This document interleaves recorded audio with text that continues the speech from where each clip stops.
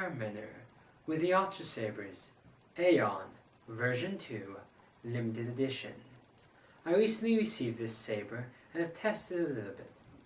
For my tests, I have found it is good for a two-handed use for sparring and for unflourished performances. But in one-handed use, it's a little clumsy compared to other sabers like the Sentinel, though it is still fine for that use. But for flourishing, I would not recommend it, as the light weight of the hilt with a heavy grade blade leads to a good amount of weight in the blade and the balance being focused up there, leading to too much inertia for flourishing well.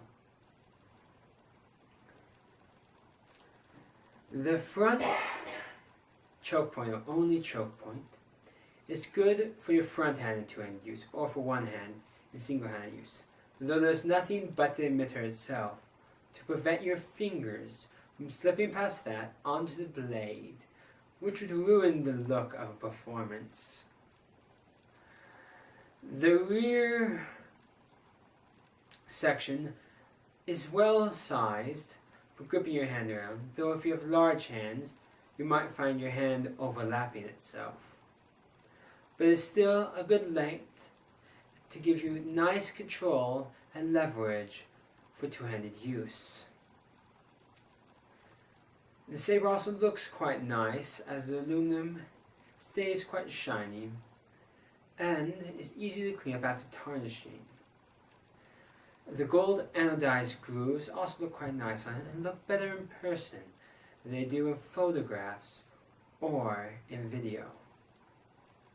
The flush switch looks quite nice, though I find that it is easily bumped on and off, which can lead to problems. Also, I do not like how it feels when you're switching it on and off, as it feels like the switch is scraping against your finger. The LED is quite bright and looks quite nice, has a good battery life.